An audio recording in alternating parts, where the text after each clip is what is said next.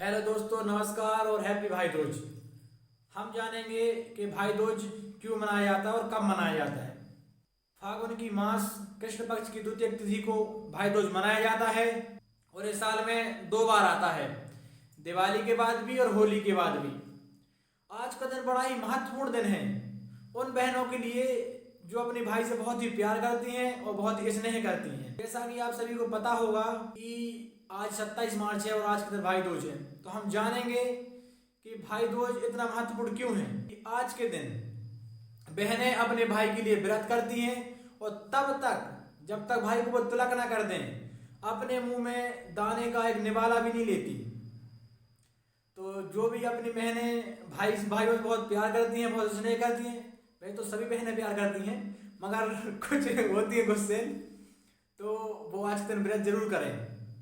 तो उसी के उपलक्ष्य में आज हम एक कहानी सुनेंगे।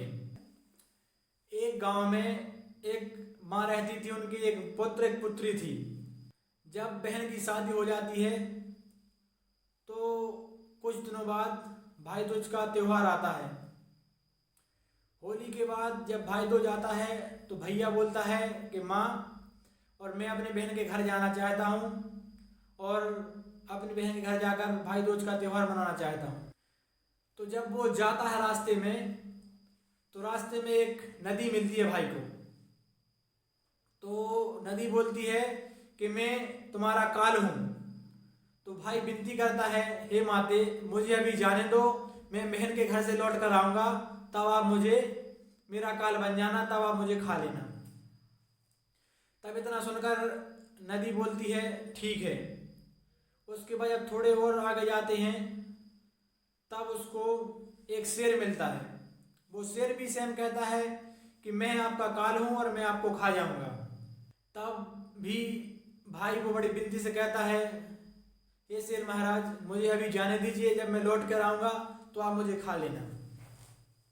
ऐसे ऐसे चलते चलते थोड़ी और दूरी पर जब वो जाता है तो भाई को एक नाग एक सांप मिलता है।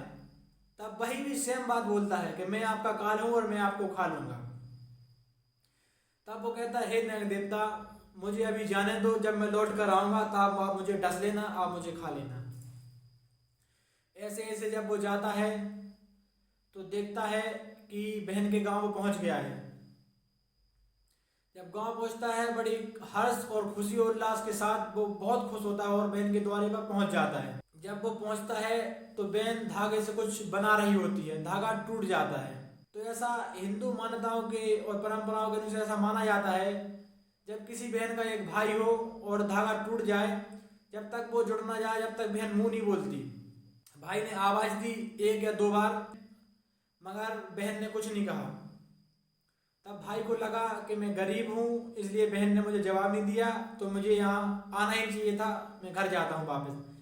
तब वो थोड़े से आगे जाने लगा जब, तो वो भागते हुए आई और उसने रोका कि भाई कहाँ जा रहा है आप। उसने सारी कहानी बताई।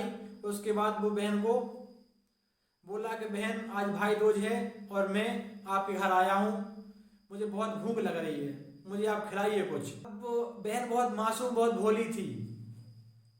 वो अपने बाजू वाले पड़ोसन के यहाँ गई, उसने पूछा कि दीदी जैसे घर पे कोई जान से भी प्यारा मेहमान आता है तो उसको क्या खिलाया जाए।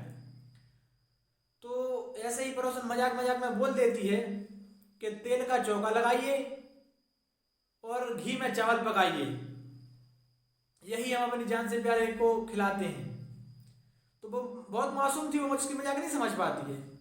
तो वो जाती है और तेल से चौका लगाती है और घी में चावल पकाती है, मगर घी से जब वो चावल पकाएगी तो वो थोड़ी ना पकने वाले थे और तेल का चौका भी नहीं सूखने वाला था। भैया बोलता है बहन बहुत भूख लगी है, कुछ दो खाने को। तो बहन बोलती है बड़ी परेशानी के साथ कि भाई चावल हैं पक नहीं रहे हैं और चौका है वो सूखने का नाम ही नहीं ले रहा है। तो भाई सोचता है कि ऐसा क्या है, तो पूछता है बहन आपने कैसे चौका लगाया और कैसे चावल पका रहे हो। तो बोलती है मैं तेल से चौका लगा कर आई हूँ और घी में चावल पका रही हूँ। तो वो मुस्कुरा देता है भाई और बोलता है अरे पगली कितनी मासूम है तुम, और भला तेल का चौका भी कभी सूखता है, उसको वक्त लगेगा, और कोई ऐसे चावल पकाता है घी में, घी से चावल कैसे पकेंगे। तब बोलता है आप पानी से चौका लगाइए और दूध से चावल की खीर बनाइए। तब बहन ऐसा ही करती है और चावल पक जाते हैं, चौका सूख जाता है और भाई को वो खाना खिलाती है। तिलक करके जब वो खाना खिलाती है तो कुछ वो लड्डू बनाती है, वो अपने भाई को देती है कि आप रास्ते में खा लेना। जब वो घर जाने लगता है तो वो लड्डू दे देती है, वो भाई चल देता है। और जब वो जाकर देखती है तो जो पुराने ज़माने में एक चकिया बोलते हैं उसको, चकिया हुआ करता था, उसमें देखती है एक सांप है जो वो मरा पड़ा था। तब वो घबरा जाती है और वो अपने भाई के पास भागते भागते जाती है और कहती है कि भाई, और आपको जो मैं लड्डू दिए थे वो आपने खाए तो नहीं?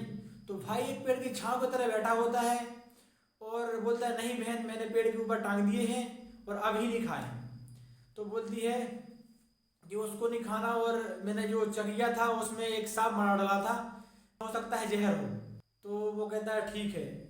तब बहन बोलती है भाई मुझे थोड़ी सी प्यास लगी है, कुछ पानी हो पीने को तो दो।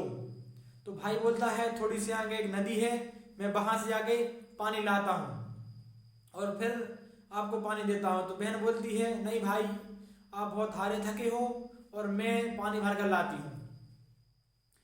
जब वो नदी के पास जाती है तो एक बुजुर्ग माँ बैठी होती हैं, तो वो पूछती है कि माँ आप क्यों यहाँ बैठी हो? और तो वो बुजुर्ग है वो जवाब देती है कि किसी बहन ने एक भाई को मार दिया जो कि वो नाग था, और अब मैं उसका इंतजार कर रही हूँ, मैं उसका काल बनूंगी उसके भाई का। तब वो सोचती है कि ये तो मेरे ही हाथ हुआ है।